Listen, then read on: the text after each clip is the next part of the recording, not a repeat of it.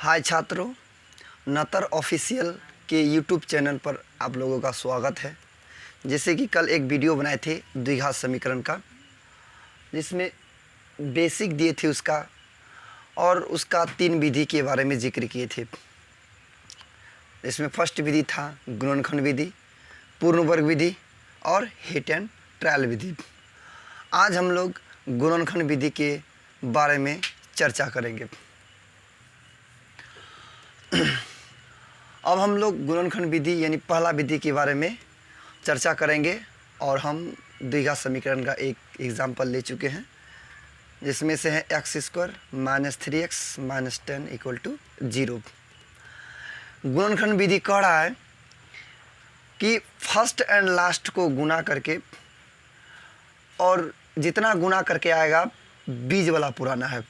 जैसे हम अगर फर्स्ट एंड लास्ट को गुना करें, x² का गुणांक 1 है और अचर पद मेरा 10 है, तो 10 × 1 10।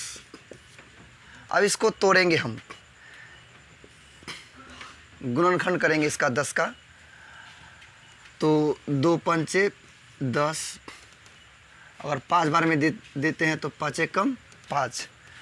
तब इन तीनों संख्या से, अर्थात इधर जो सब संख्या आता है इस संख्या से हमको -3 पुराना है। तो हम देख रहे हैं 5 के 5 ऐसे अगर रखते हैं और इस 2 को अलग से रखते हैं, तो 5 और 2 को अगर हम ऐड करते हैं तो मेरा 7 हो जाता है, जो कि मेरा 3 है। अगर 5 में से 2 को माइनस करते हैं तो मेरा 3 पूर रहा है। अब बात यह है कि 3 के आगे माइनस है, अब किसके आगे माइनस लगाएंगे, किसके आगे प्लस लगाएंगे, इस पर हम चर्चा करते हैं।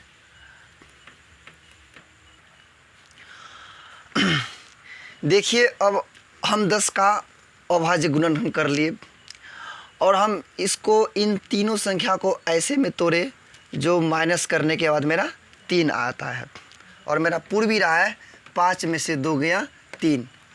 अब समस्या ये है कि माइनस में पुराना है, तो इससे पहले हम एगो ऐसे 4 गो ट्रिक है उसके बारे में चर्चा करेंगे हम लोग। पहले 2 ट्रिक को देखिए। जब घटा के माइनस में पुराना हो तो बड़ा में माइनस एवं छोटा में प्लस का चिन्ह लगाते हैं, और जब घटा के प्लस में पुराना हो तो बड़ा में प्लस एवं छोटा में माइनस का चिन्ह लगाते हैं। जैसे इस हिसाब में देखिए, 5 में से 2 गया 3 और हमको पुराना है माइनस में, इसका मतलब घटा रहे हैं, घटा के माइनस में पुराना है, तो मेरा ये वाला नियम अप्लाई हो रहा है। देखिए आप लोग, 5 में से 2 गया 3, तो घटा के पूर रहा है 3, किस में पुराना है, माइनस में। और हम यहाँ लिखे हैं कि जब घटा के माइनस में पुराना हो तो बड़ा में माइनस एवं छोटा में प्लस। इसका मतलब ये हुआ कि 5 के आगे में माइनस और 2 के आगे में यानी छोटा में प्लस, 2 के आगे में प्लस लगाते हैं।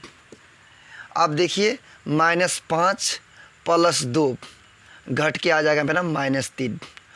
अब इसमें क्या करना, x को हमको बार देना दोनों में। सिंपल तरीका है, ज़्यादा भारी नहीं है। अब हम आगे बढ़ते हैं और आप लोग इसको स्क्रीनशॉट करके रख सकते हैं। अब आगे हम बढ़ते हैं। हमको पता चल गया कि घटा के माइनस में पुराना है तो बड़ा में माइनस और छोटा में प्लस। अब करना क्या है, फर्स्ट वाला को 10 का 10, अब -3x के जगह में हमको ये चीज़ देना है, -5x + 2x, और अंतिम वाला 10 का 10 -10 = 0। 10 का 10, इसको थोड़ा मिटा रहे हैं हम। अब इसमें कॉमन निकालना है। कॉमन ऐसा चीज़ निकालिए जो दोनों पद में स्थित हो। प्रथम पद में देखिए x² और द्वितीय पद में देखिए 5x। तो इसमें मेरा x यहाँ पर भी है और x यहाँ पर भी है, तो मेरा x कॉमन आ रहा है, तो x कॉमन लेंगे। तो यहाँ 2 गो x था, 2 गो x में 1 गो x ले चुके हैं, तो बचा मेरा 1 गो x। और वैसे अगर इसको गुना करेंगे तो x² पूरना भी चाहिए। अब माइनस है तो माइनस एक्स ले चुके हैं आप और बच गया 5। अब नेक्स्ट काम जो करेंगे, यहाँ पर 2 पद का कॉमन लेने के बाद अब नेक्स्ट पद में जो कॉमन लेने जाएंगे तो यहाँ पर इस जगह में जो चिन्ह रहेगा वही चिन्ह का हम यहाँ पर लेते हैं। उसके बाद फिर हम देखते हैं कि क्या कॉमन है।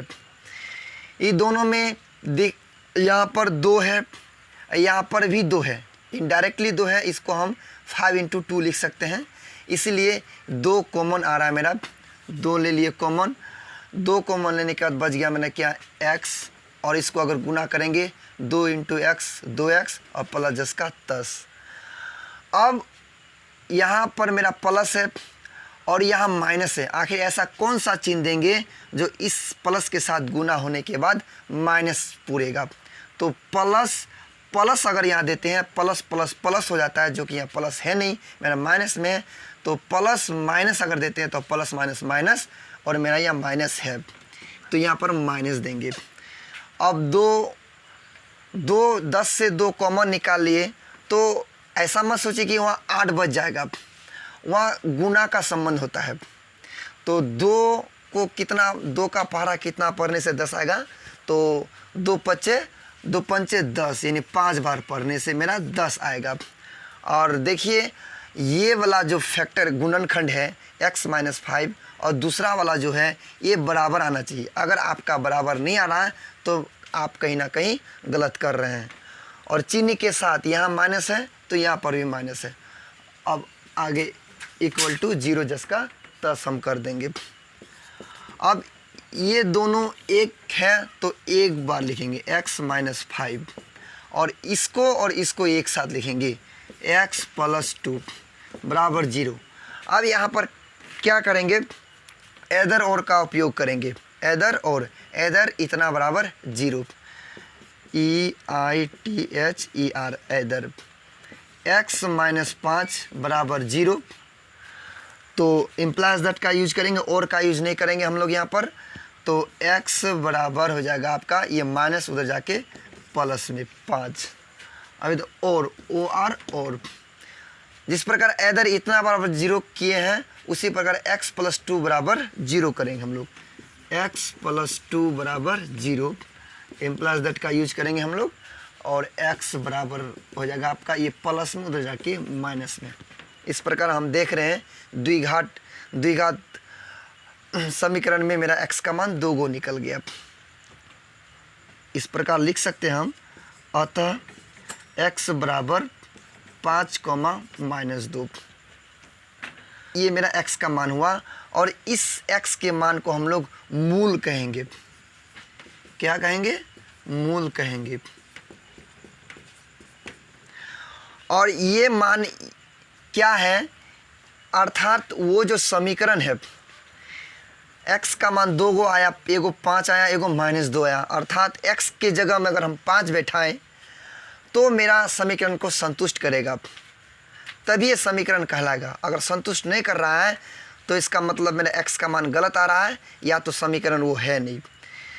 और उसी प्रकार जिस प्रकार x का मान 5 बैठाने पर संतुष्ट कर रहा है, उसी प्रकार -2 बैठाने पर भी संतुष्ट करेगा।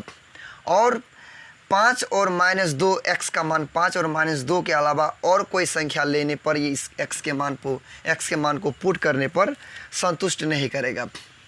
इस प्रकार